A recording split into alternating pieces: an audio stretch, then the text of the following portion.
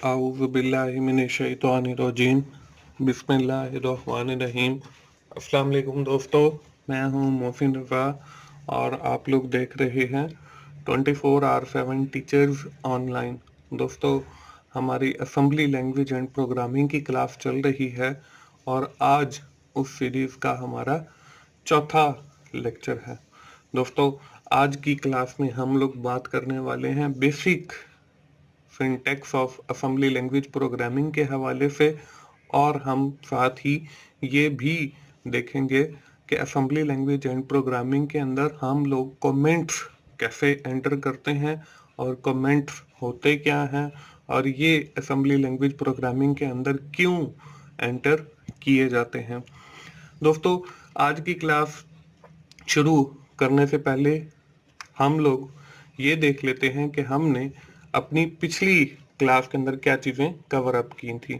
दोस्तों, पिछली क्लास के अंदर हम लोगों ने बात शुरू की थी इंस्ट्रक्शंस से, और मैंने आपको बताया था कि these are set of rules to tell the computer what to do, कि ये हमारे पास कुछ सेट ऑफ रूल्स हैं या सेट ऑफ कमांड्स हैं जो हमारे प्रोसेसर को बताती हैं कि उसने क्या करना है। उसके बाद हम लोगों ने इन इंस्ट्रक्शंस की मुख्तलिफ अक़साम को देखा, जिसमें हमने देखा कि कुछ इंस्ट्रक्शन हमारे पास डेटा मूवमेंट के लिए होती हैं, जो एक जगह से डेटा को दूसरी जगह पे एक रजिस्टर से दूसरे रजिस्टर में या एक मेमोरी लोकेशन से दूसरे मेमोरी लोकेशन में लेकर जा रही होती है। उसके साथ ही हम लोगों ने कुछ अरिथमेटिक्स इंस्ट्रक्शंस देखी, जिसमें मैंने आपको बताया कि ये यूज़ की जाती हैं फॉर एडिशन, सब्ट्रैक्शन, मल्टीप्लिकेशन और डिवीजन के लिए। उसके साथ ही हम लोगों ने कुछ लॉजिकल इंस्ट्रक्शन देखे, जिसमें हमने लॉजिकल और देखा, लॉजिकल एंड देखा, लॉजिकल नॉट देखा, लॉजिकल एक्स और देखा। उसके बाद हम लोगों ने कुछ प्रोग्राम कंट्रोल इंस्ट्रक्शन देखी और आखिर में हम लोगों ने कुछ स्पेशल इंस्ट्रक्शन देखी जो बहुत कम हमारे प्रोग्राम्स के अंदर यूज होंगी। यहाँ तक तो थी हमारी पिछली क्लास। दोस्तों, आज की इस क्लास के अंदर हम लोग बात करने वाले हैं basic syntax assembly language and programming के हवाले से, और इसमें हम देखेंगे कि हमारे प्रोग्राम के डिफरेंट सेक्शंस होते हैं। उसमें हम खास तौर पे डेटा सेक्शन, बीएसएस सेक्शन और टेक्स्ट सेक्शन के बारे में देखेंगे। इसके साथ ही हम लोग ये भी देखेंगे कि हम असेंबली लैंग्वेज के अंदर कमेंट्स क्यों डालते हैं और इनकी असेंबली लैंग्वेज एंड प्रोग्रामिंग के अंदर क्या अहमियत है।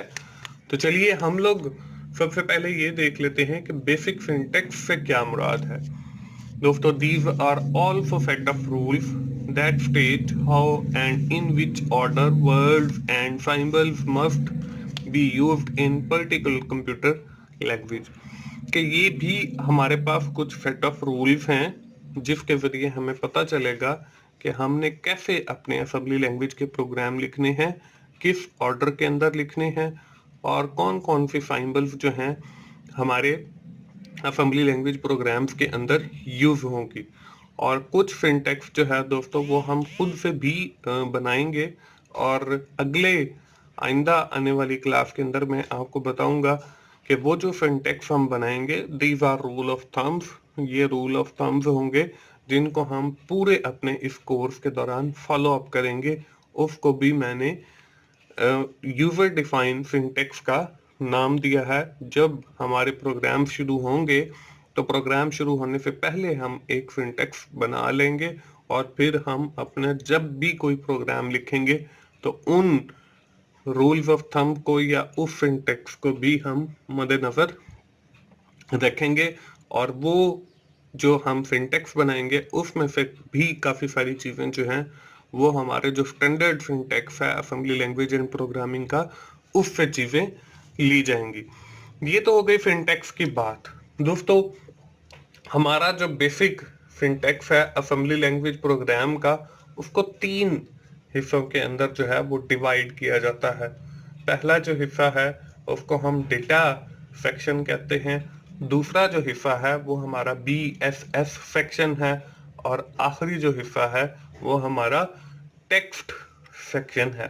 दोस्तों हम बारी बारी इन तीनों को देख लेते हैं कि हमारे पास जो सबसे पहला हिस्सा है जिसको हम डेटा सेक्शन कह रहे हैं वो क्या है और वो उसके अंदर हम क्या करते हैं।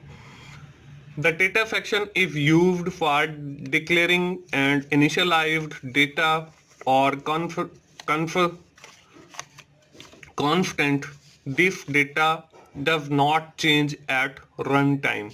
कि डेटा सेक्शन से मुराद ऐसा सेक्शन है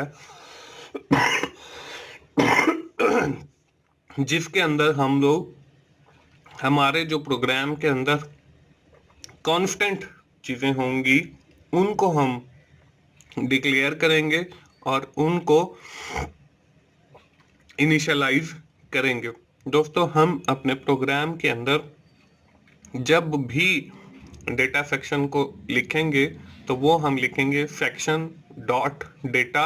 इससे मुराद ये होगा कि इसके अंदर जो चीज़ें डिक्लेयर की जा रही हैं या जो चीज़ें इनिशियलाइज की जा रही हैं वो हमारी कांस्टेंट हैं और ये हमारे रन टाइम के ऊपर चेंज नहीं होंगी।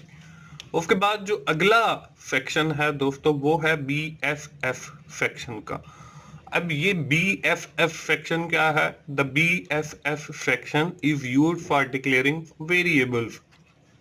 ये ऐसा सेक्शन है जिसके अंदर हम अपना असेंबली लैंग्वेज प्रोग्राम का कोड भी लिखेंगे और इनके अंदर हम ऐसे चीज़ें डिफाइन करेंगे या वेरिएबल डिक्लेयर करेंगे that will be change at the run time, जिनकी वैल्यूज जो हैं वो रन टाइम के ऊपर जो है वो चेंज हो सकती हैं। ये सेक्शन लिखने के लिए हम लोग सेक्शन डॉट BFF लगाएंगे और इसके अंदर जो है हमारी वो सारी चीज़ें लिखी जाएंगी। इसके बाद आखिरी जो हमारा सेक्शन होगा वो होगा टेक्स्ट सेक्शन। अब टेक्स्ट सेक्शन क्या है?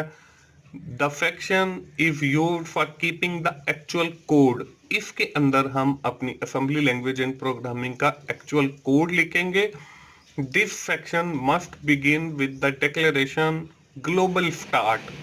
और जब भी हम ये लिखेंगे तो उसके साथ हम एक वर्ड ग्लोबल स्टार्ट लिखेंगे which tells the kernel where the program execution begin, कि हमारी जो प्रोग्राम की एग्जीक्यूशन है वो कहाँ से शुरू होगी। तो अब देखें यहाँ पे लिखा हुआ है सेक्शन डॉट टेक्स्ट। ये वाला हमारा एरिया वो होगा जिसमें हम अपना असेंबली लैंग्वेज प्रोग्राम का कोड लिखेंगे। और इसके बाद देखें लिखा हुआ है ग्लोबल स्टार्ट, तो हमने ये ग्लोबल स्टार्ट लिखना है और उसके बाद ये अंडरस्कोर स्टार्ट लिखकर हम अपना प्रोग्राम शुरू कर देंगे और आखिर में जाकर फिर हम अंडरस्कोर एंड भी डाल सकते हैं कि यहाँ पे हमारा जो कोड है वो खत्म हो गया। तो दोस्तों ये हमारे बेसिक जो हमारा असेंबली लैंग्वेज एंड प्रोग्रामिंग का सिंटैक्स है वो उसको हमने 3 हिस्सों के अंदर डिवाइड किया है। और जब भी हम प्रोग्राम लिखेंगे तो वहां पे मैं आपको बताऊंगा कि ये हमारा डेटा सेक्शन है, ये हमारा BFF सेक्शन है और ये हमारा टेक्स्ट सेक्शन है। दोस्तों ये तो बात हो गई सिंटैक्स की। मैंने आपको शुरू में बताया था कि आज की क्लास के अंदर हम लोग अपना एक और टॉपिक है कमेंट्स भी आज की ही इसी क्लास के अंदर हम पढ़ेंगे। तो कमेंट्स देख लेते हैं। A comment is a section of regular text. ये हमारा एक सेक्शन है जिसमें हम रेगुलर टेक्स्ट लिखते हैं दैट द असेंबलर इग्नोर, जिसको असेंबलर जो है वो इग्नोर कर देता है when turning the assembly code into the machine code, जब वो उसको असेंबली कोड को मशीन कोड के अंदर कन्वर्ट कर रहा होता है। When writing code it is very helpful to use some comment explain what is going on. जब भी हम कोई कोड लिख रहे हों, असेंबली लैंग्वेज का लिख रहे हों या किसी भी प्रोग्रामिंग लैंग्वेज का लिख रहे हों, तो it is very helpful to use the comment. हम कमेंट्स को यूज करें जिससे हमें पता चलेगा कि क्या हो रहा है। या जब भी हम कभी किसी प्रोग्राम को ओपन करेंगे तो हमें जो है with the help of comments पता चल जाएगा कि ये हमारा प्रोग्राम किस चीज के बारे में लिखा हुआ है, if we are pasting the comment on the top of our program, कि अगर हमने उसके अंदर कमेंट इंसर्ट किए हुए हैं तो। दोस्तों हमारे पास कमेंट्स की भी दो अकसाम हैं, एक हमारे पास सिंगल लाइन कमेंट होता है, दूसरा हमारे पास मल्टी लाइन कमेंट होता है।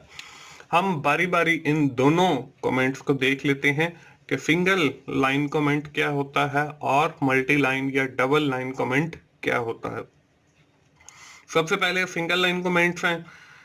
In assembly language, the single line comment are usually denoted with a semicolon, कि जब भी हमने एक लाइन के अंदर कोई कमेंट लिखना है तो हम उसके शुरू के अंदर सेमीकोलन लगा देंगे, तो हमारा जो असेंबलर है वो इस चीज को इग्नोर कर देगा कि इस सेमीकोलन के बाद क्या लिखा हुआ है। तो हम अपना सिंगल लाइन कमेंट जो है बाय स्टार्टिंग द सेमीकोलन वो कर सकते हैं। इसके बाद हमारे पास मल्टी लाइन कमेंट्स हैं। In assembly language the multi line comments are represented with the slash bracket, और अंदर उसके एक स्टैरिक या स्टार लगा हुआ है जो हमारे पास नॉर्मली शिफ्ट 8 पर होता है, या जो हम मल्टीप्लाई के लिए सिंबल यूज करते हैं वो। तो अब देखें इसकी अगर एग्जांपल देखें तो इसके शुरू में ये स्लैश स्टैरिक और this is multi line comment और फिर स्टैरिक और फिर स्लैश 1। तो इस तरीके से हम जो है अपने मल्टी लाइन कमेंट्स इंसर्ट कर सकते हैं जब हम अपना असेंबली लैंग्वेज के प्रोग्राम लिख रहे होंगे। तो ये हमारा जो असेंबलर है वो इन कमेंट्स को इग्नोर कर देगा, लेकिन ये कमेंट्स हमें हेल्पफुल होंगे कि हमें पता चलेगा कि हम क्या कर रहे हैं। और ये जब हम लोग प्रोग्राम लिखेंगे तो वहां पे मैं आपको यूज करके भी दिखाऊंगा कि इन कमेंट्स का असेंबली लैंग्वेज के अंदर क्या फायदा है। दोस्तों ये थी हमारी आज की क्लास। हम जल्दी से समराइज कर लेते हैं कि आज की क्लास के अंदर हमने क्या चीजें कवर अप की हैं। दोस्तों हमने बात शुरू की अपनी बेसिक सिंटैक्स असेंबली लैंग्वेज की है, और इसके अंदर हमने 3 section, data section, BSF section और टेक्स्ट सेक्शन देखा। डेटा सेक्शन के अंदर हमने देखा कि हमारे ऐसे चीजें डिक्लेयर की जाती हैं जो कांस्टेंट हो। बीएसएफ सेक्शन के अंदर ऐसी चीजें डिक्लेयर की जाती हैं जिनकी वैल्यू चेंज होती रहती है at the run time. Text section के अंदर हम अपना एक्चुअल कोड लिखते हैं। सिंगल लाइन कमेंट की बात की, हमने डबल लाइन कमेंट की बात की, और मैंने आपको बताया कि असेंबलर जो है जब अपना असेंबली का कोड मशीन लैंग्वेज कोड में कन्वर्ट कर रहा होता है तो वो इन कमेंट्स को इग्नोर कर देता है, लेकिन ये हमें प्रोग्राम में काफ़ी हेल्पफुल होते हैं to know about what to do, कि क्या हो रहा है। दोस्तों ये थी हमारी आज की असेंबली लैंग्वेज की क्लास। मुझे उम्मीद है आपको असेंबली लैंग्वेज की समझ आ रही होगी। अगर आपको मेरी वीडियो अच्छी लग रही है तो आप उन्हें लाइक कीजिए, अपने दोस्तों के साथ शेयर कीजिए, और कमेंट्स की सूरत में अपना फीडबैक ज़रूर दीजिए ताकि मैं और अच्छी वीडियोस आप लोगों के लिए बना सकूं। और मेरा चैनल 24/7 टीचर्स ऑनलाइन सब्सक्राइब कीजिए ताकि मेरी हर क्लास आप लोगों तक पहुंच सके और आप उससे सीख सकें। दोस्तों मोहसिन भाई को इजाज़त दीजिए अगली प्रोग्रामिंग की क्लास तक के लिए, उस वक्त तक के लिए अल्लाह हाफिज़।